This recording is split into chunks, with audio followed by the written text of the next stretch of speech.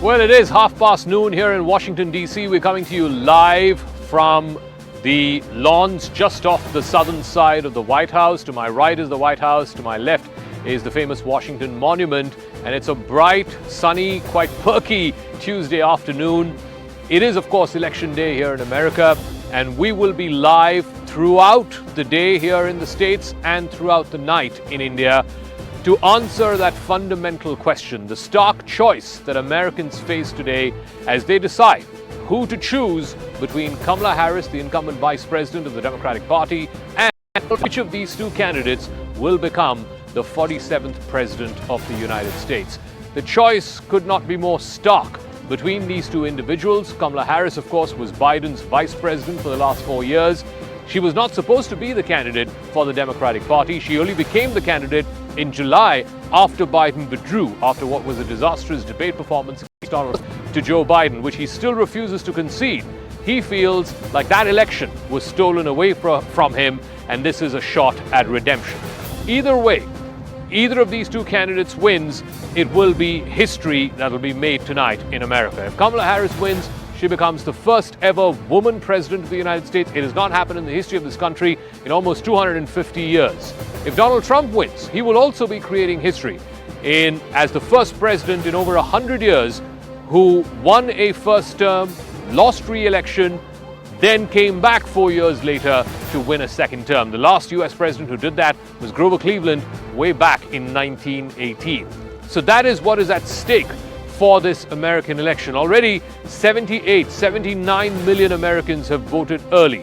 Last time's turnout was 160 million, so almost half of the electorate from last time has already voted early. But the big question today is which of the two sides is enthused enough to turn out in larger numbers. Ultimately, it's going to boil down to about half a dozen battleground states. In the north, it's Wisconsin, Michigan, Pennsylvania. In the south, it's North Carolina, Georgia, Nevada, Arizona.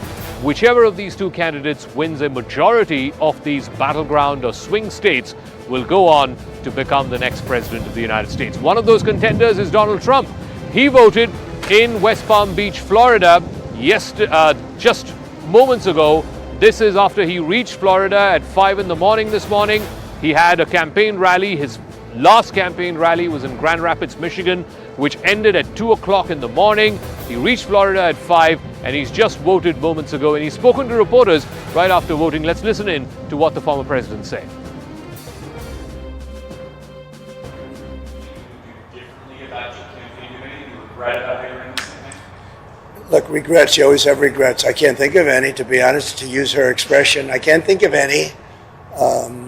I ran a great campaign. I think it was maybe the best of the three. We did great in the first one. We did much better in the second one, but something happened. And this was the best. I would say this was the best campaign we ran. President Trump, do you accept the possibility that you and Vice President Harris both might not get to 270 electoral votes by the end of tonight? It should never happen. A thing like that should never happen. This election should be over. They spend all this money on machines. And frankly, if they'd use paper ballots, it would be over by 10 o'clock. And by the way, the paper ballots would cost 8%. It would be 8% of the cost. If they would use paper ballots, voter ID, proof of citizenship, and one-day voting, it would all be over by 10 o'clock in the evening. It's crazy.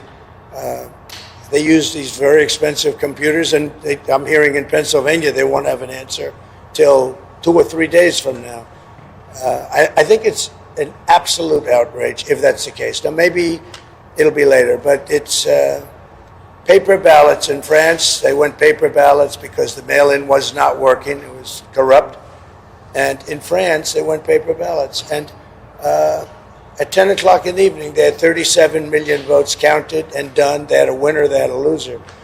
And in this country, I mean, I'm just hearing that in certain states, it's going to be a long time, and it won't even be close. It won't even be that close. They say, I'm going to win the state, but it's going to take a long time to certify it. Could you see a world where you don't declare victory tonight?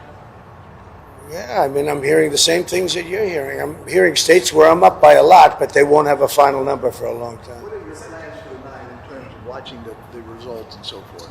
So we're going to have a very special group of people, many of whom you know, and they'll be at Mar-a-Lago. In addition, we'll have 4,000 or 5,000 people at the convention center. On the assumption I win, I mean, I don't know if something else happens. I don't know what's going to happen in terms of declaring victory, but if in normal times I would go over to the convention center, let's say at 10 o'clock or 11 o'clock or something, but I just don't know. It looks like we have a very substantial lead. It looks like we have many more Republicans voting today than Democrats. So if you have a lead and we have a bigger vote, that means you're doing very well. But they have to call a winner. They should. And they should call a winner, yes. Just stop talking about that. Go ahead. Oh. Hello, everybody.